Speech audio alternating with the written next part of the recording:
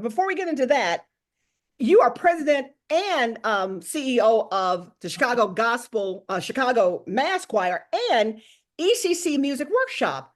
Now, tell us about ECC Music Workshop.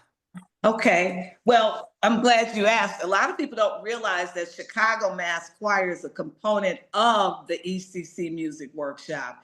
And it was organized in 1988 by my best friend, the late James Chambers. Okay. And the goal there was to provide music workshops in the Chicago area because at that time, the only major workshop was the Gospel Music Workshop of America. Okay. So he attended, and that whole structure was modeled after the GMWA, where we would have various types of workshops, music, vocal, keyboard, and then come together to sing.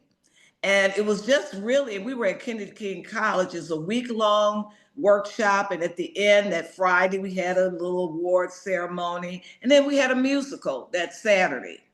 And we had a record producer came the next year and said, you know, you guys have something here. You need to record.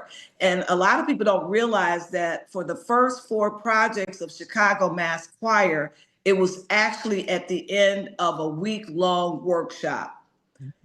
We learned all the material, different songwriters throughout the city came, different lead singers, and we did it. And we recorded at the end of that week.